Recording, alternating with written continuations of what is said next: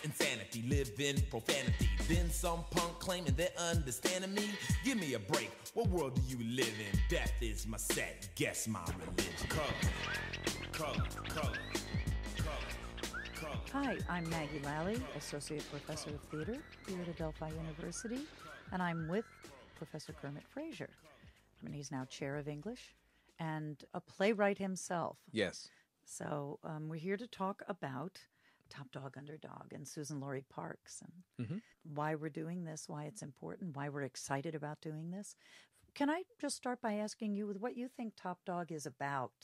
Fundamentally, Top Dog is about a relationship between two brothers. I mean, the story is their life and how they rely on each other. So in that sense, it's about relationships, but it's also about, in some sense, history and irony. It's also about performance. It's about values. It's about a lot of things that help to expand it out of a brother-brother relationship. We could be a team, man. Rake in the money. Sure, there'll be some cats out there with fast eyes, some brothers and sisters who will watch real close and pick the right card. And there'll be some days when we would lose money, but most of the days we would come out on top. Pockets bulging, plenty of cash, and the ladies would be thrilling. And you can afford to get laid. Grace would be all over me again. One of the things I think that's really important for this play is the activity and the humor and the language and all of those sorts of things, which make it very, very theatrical. It's incredibly theatrical and the kind of play which you most definitely have to see rather than simply read. And I think that's one of the exciting things about seeing the play. I think the play is about learning to perform, and the whole business of performance is connected to learning how to live, how to survive. The younger brother, Booth, is trying to learn more about survival by trying to learn how to perform the three-card Monte. So in some sense, he is a classic younger brother who's looking up to the older brother, who has the skills and who has, he's made mistakes, and clearly the younger brother doesn't want to make those same kind of mistakes. But it is about, how do I perform my life? How do I survive? How do I make it? I mean, they both have love interests. They both had parents. They both rent an apartment, but they also do things that other people don't necessarily do, like boost material. Boosting is a way of sort of politely stealing from department stores, principally. And he's pretty successful. And they're very successful at doing that. In other words, they do what they need to do to survive. It's also very interesting the way Lincoln characterizes how he's perceived as a black man in whiteface playing a dead president who is alive so he can be shot by people who come to the booth. I mean, it's that kind of sort of crazy kind of performance kind of thing that goes on. And she mentioned, as you said, plays are about people.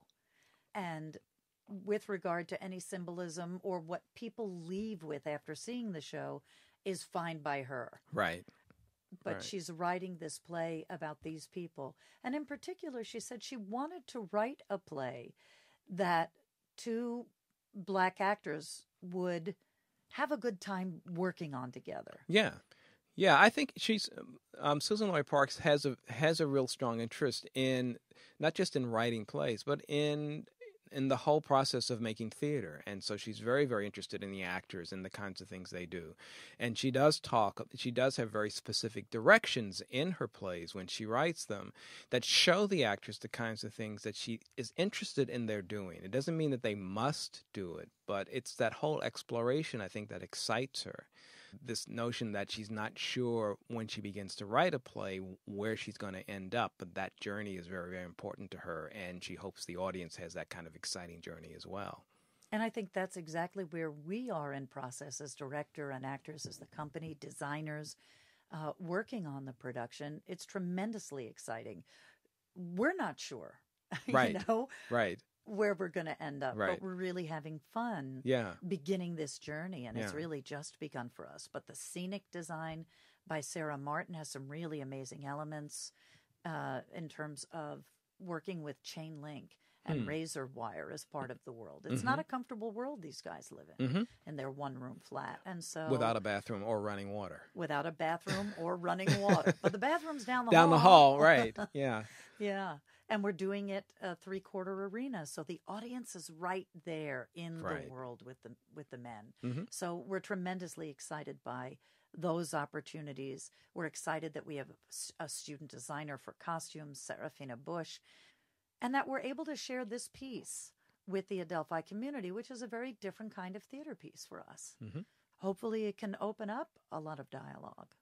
Well, it certainly does speak to the kind of collaboration that, we've talked about before between the performing arts and the Department of English, because it's very fortuitous that this spring I'm teaching a senior level graduate course in African American women playwrights.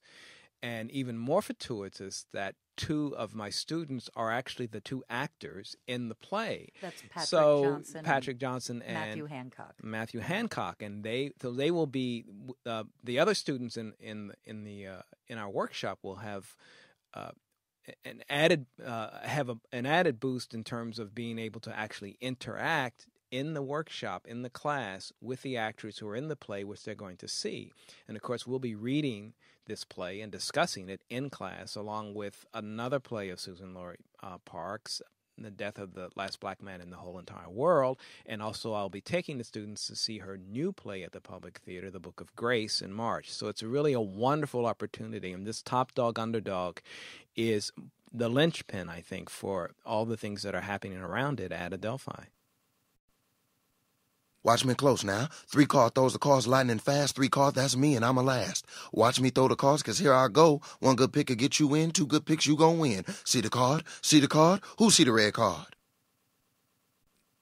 At the end of the play, that Lincoln says to Booth is that, you one of the things that you have not recognized is the first rule, and that is that the whole process is set up so that the person who plays, the quote unquote victim, never has an opportunity ultimately to win, and because it's for profit, but very social.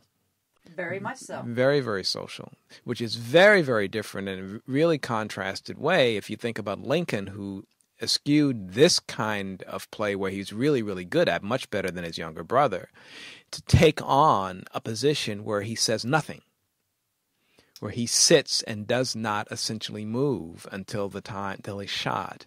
And falls off the chair. What a transition for him to have made that. Daddy told me once why we got the names we do. Yeah? Yeah. He was drunk when he told me. Or maybe I was drunk when he told me. Anyway, he told me. May not be true, but he told me. Why he named us both Lincoln and Booth. How come? How come, man? It was his idea of a joke. They're very lonely young men.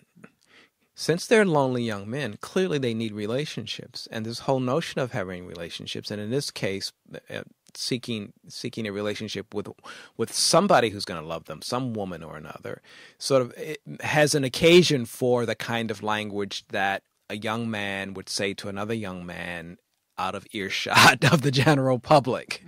And that's a euphemistic way of saying that there is raw language in it. Very much so. The show will be performed in Running Rap with Fat Penguin, a long-form improv show. We have an alumni, Crystal Osborne, coming in to work with a group of students, and so that the performances will alternate off of each other.